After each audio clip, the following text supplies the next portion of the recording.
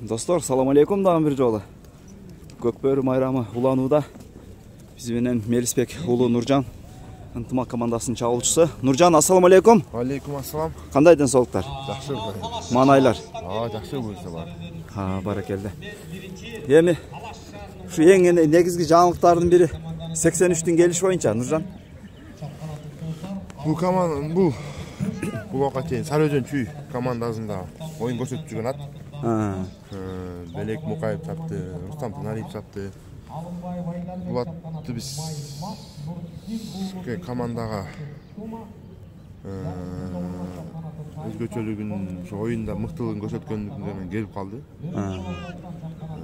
Бул атты биз оюндарын көрүп жактырып анан алдык. Пол нападение, пол жашта кызада болчудай ат экен деп анан ушу кеңешип балдар. Ошол себептен алып калдык. Баракелде. Нуржан, сен бул атка биринчи отурушуңбу же баягы көчмөндөрдө көрдүң беле? Жок, бул атка биринчи отурушум. Биринчи жолу отуруп атам.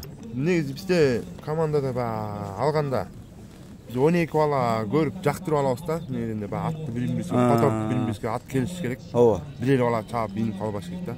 Ошол себептен балдар кеңешип, баарыбыз минип көрүп, баарыбызга жакты. Эгер мен түшүп башка нападение кылсам муну ошол маалда эле мыкты защитниктер минип кете бергенге ылайыктап анан ошол себептен албаш. Жакшы. Баракелде. Өзүңдө кандай азыр? Ат менен бир топ бир мындай машыгууларды кылып тил табышып калдыңбы, Нуржан?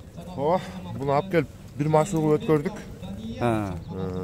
Чаап көрдүк. Атты бирден байлап жүзүң дагы жакшы экен. Улакка да алдабайт экен да, түз барат экен. Эңгенде чыгып да кетет экен. Бир немеси бар экен, бул эми чабуулда жүргөндөн казанга сайылбайт экен да. Бая белек бир айтып өттү эле. Бул аргымак бардык эң плюс жери бая башка коргоочу аттар уруп туруп айланып келсе, бул кайра на место эле ордунан артка кайтат депчи. Тизгинди таштаң депчи. Анысы бар экен. Башы бирөө жаап жүрсөң, аркага тастасаң, аркага да ушундай экен да, бат экен да. Алдарка кетип. Алдарка кетип. Биз жака бираз айдын бар экен. Тозуп жүргөнгө өтө сонун экен да. Баракелде. Кандай жакшы эле экен бою башы, Нуржан? Ооба. Бою жакшы эле экен. Бийик эмес. Орто ат да. Ошо талаштык. Бир балдар алып алды муну ошо өз сурактуу эле. Азыркы аты буюрса падыша болду. Ошону сурайын деп аткам да. Өзгөрдү аттын аты. Атын өзгөрттү ошо. Алган бала өзү ошо. Мага келгенден кийин аты өзгөрсүн деп падыша койду өзү. Падыша. Баракелде. Жакшы ат коюпсуңар. Хан, падыша мындайча айтканда. Буга чейин кандай ат кыймылдап мындай бастырылып туруптурбу? Бул ат негизи чабылмак экен. Сатылбаса Белек байке өзү минмек экен да. Биз ошо жеребевка эрте тартылып калганына байланыштуу анан күчтүү командага түшкөндөн алдык да бул атты. Суутулуу эле туруптурдан да? Суутунда, жакшы суутунда экен. Биз бул эки тренировка чаап көрдүк аттычы. Өзү алып келип бир аттар менен көрдүк, анан кийин тренировка чаап көрдүк, ат даяр ат экен да. Кам болгон жок. Чокко ат. Баракелде. Нуржан, эгер сыр болбосо канчага келди ушул аргымак? 10-дун тегерек чекесинде болуп калды. 10 тегереги. Баракелде. Өзү баягы күзүндө кеч күздө билесиң да, сатууга чыккан.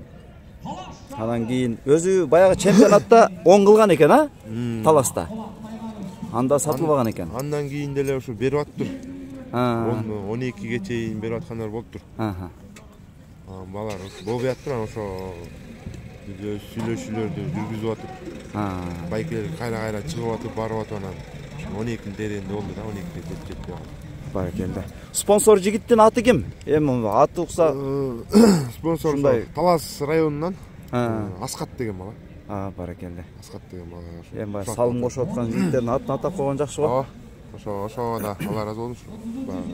Ынтымактын намызы деп ошо атты алып берди. Баракелде. Эми Нуржан, оюнга кайталы. Буюрса бүгүн биринчи оюнуңар. Ушундай оюндарда мисалы кээ бир учурларда оюнчулар айтып калат да, бир аз биринчи оюн өзү негизи баягы кандай десем, текшерүүчү оюн, мондай ар ким өзүнүн атын табып, бала ордун табып, ушундай сыяктуу өтөт дейт да. Бизде ушул менен бир ат бар. 2 ат жаңы келди да. Калганы ынтымактын курамындагы эле аттар. Бул вакыт ынтымак чаап жүргөн ар ким өз чаап жүргөн аттар менен эле да. Желтаман, Сарман, Байрак ушулар. Анан берден 2 ат текшере тургандай. Ерлан Алмашевтир, Ерлан өзүнүн аты ал. Ал чемпионатта чапкан өзү. Район ишинде чаап жүрөт. Ал аттын өзүнүн сырын билет да. Ал ат мен деле чаап жүргөм. Дастан бүт эле бир минут жүргөн ал ат. Ал ат. Ушул ат менен Дастан менен бир ат минут жүрөт азыр. Шүркара деген. Ошол ат 2 ат жаңат. Байбирсем алар менен тил табышып калдык эми бүгүн. Алар да күчтүү. Аттар иштетип. Болушунча аракетчилик кылып ойноп көрөбүз. Баракелде. Нуржан, сен буга чейин Нарбуданды минет деген сөздөр айтылып атты эле. Нарбуданды минмекмин. Ушул бул атка чейин Нарбудан минип жүргөм.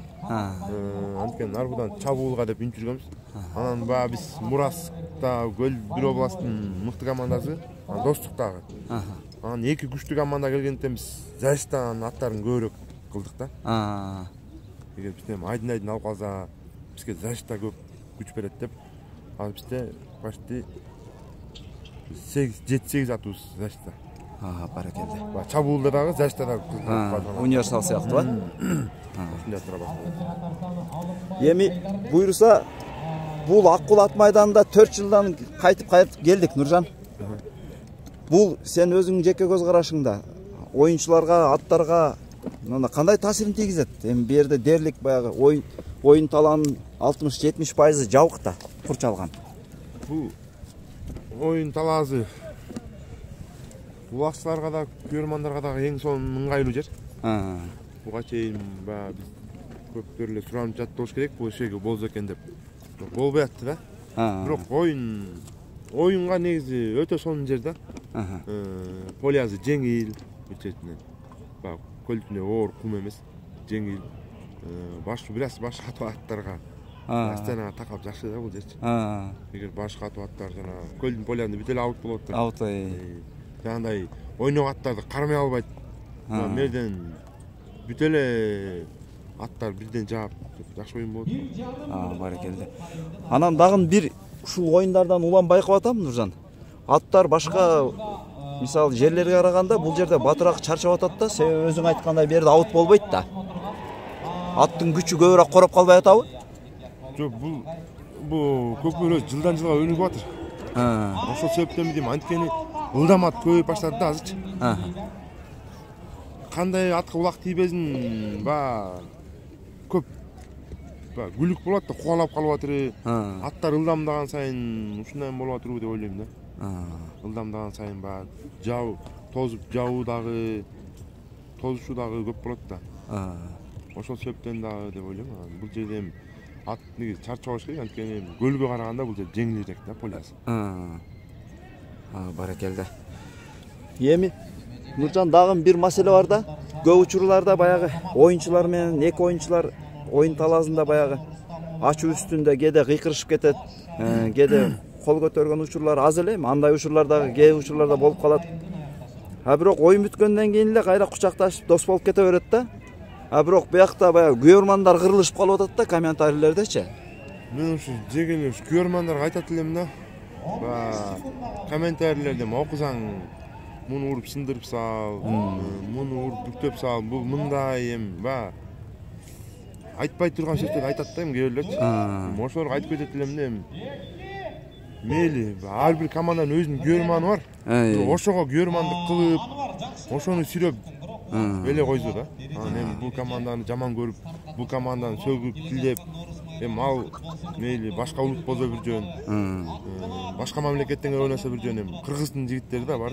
Баракелде. Бизде эч кандай бөлүнүү жок. Биз болгону көкбөрүнүн өнүгүшүнө биз салым кошуп атабыз да, көкбөрү ойноп. Анан эми бул жерде эч бөлүнүү деген нерсе болбош керек да, көрөрмандарда делечи. Мейли ушинтип мына келип, көрөрмандар колдоп коштойт көкбөрүнү. Кызыктырчу да ушулар да. Ушуларга Алла ыраазы болсун, бирок бөлүнүүдөн алыс бололу да, бирөөнү жамандагандан, бирөөгө жаман сүйлөткөндөн кээ бирлер эми